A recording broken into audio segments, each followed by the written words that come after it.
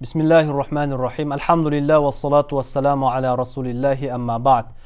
Бүгүнкү сабагыбызда кээ бир адамдарда пайда болгон суроонун жообун айтып өтмөкчүбүз. Орозо өмүрүндө орозо кармай элек кээ бирлер орозо кармоо алдында мындай деп ойлошот: орозо кармоо бул кыйын эмеспи, оор эмеспи деп. Албетте, орозо кармоо оор эмес, кыйын дагы эмес. Себеби бул улуу ибадатты Аллах Таала өзү милдет кылгандан кийин бул ибадатты аткаруу үчүн пенделерине Аллахтын өзү жардам берет. Аллах Таала орозо кармоо тууралуу Кур'ан-ы Каримде баяндап жатып мындай деди: А'удhu billahi minashshaytanirrajim. وَمَنْ كَانَ مَرِيضًا أَوْ عَلَى سَفَرٍ فَعِدَّةٌ مِنْ أَيَّامٍ أُخَرَ.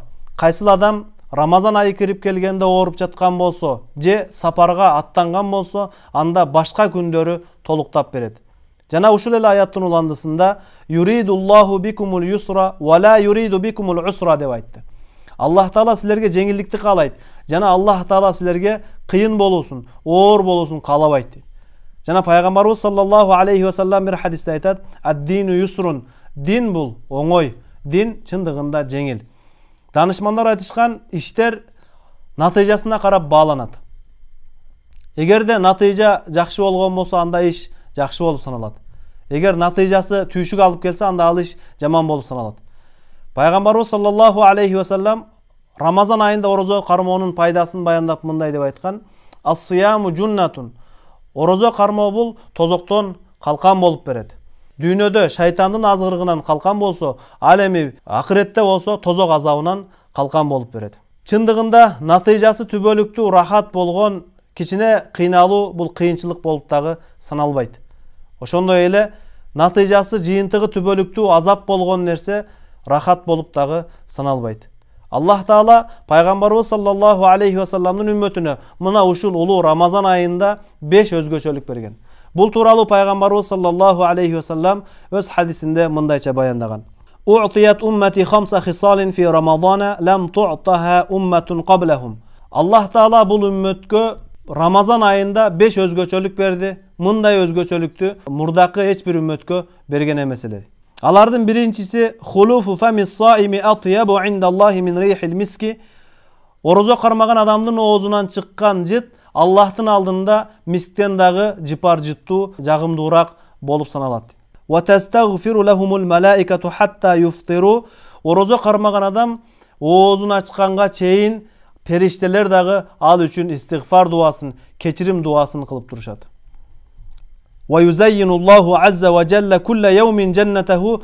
Күн сайын Аллах Таала орозо кармагандар үчүн бейишин кооздоп турат.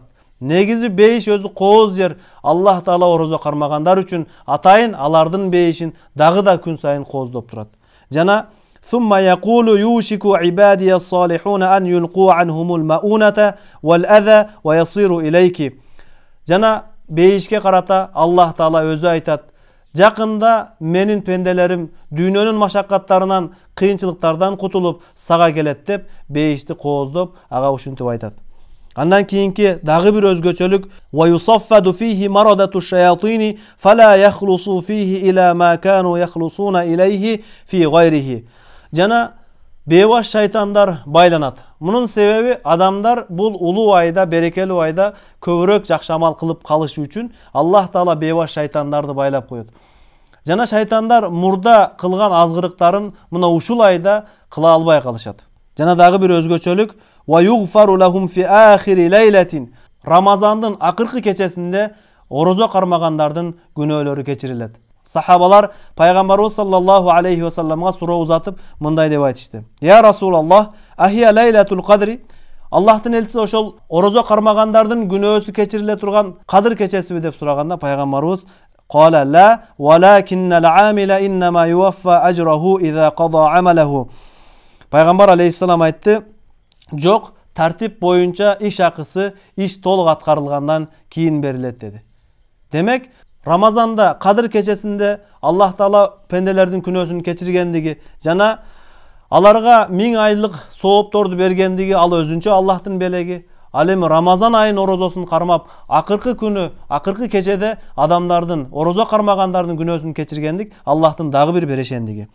Дагы бир хадисте мындайча баяндалган: адамдар кыямат күнү эсеп кысапка тургузулуп, алардан эсеп кысап болуп жатканда, арштын көлөкөсүндө бир жайылган дасторкондо бир адамдар тамактанып отургандыгын көрүшүп, таң калышып, бизге эсеп кысап болуп жатса, бул адамдар тамактанып отурат го, булар кимдер деп сураганда, аларга жооп болот. Алар орозо кармаган адамдар. Силер болсо орозо кармаган эмес элеңер деп жооп болот экен. Демек, Рамазан айында орозо кармоо аябай жеңил, ал эми сооп сыйлыгы дагы өтө көп. Ошондуктан бул улуу айдын берекелеринен куру калбоо үчүн орозо кармап, дагы жакшы амалдарды көбөйтүүгө Аллах Таала баарыбызга мүмкүнчүлүк берген болсун.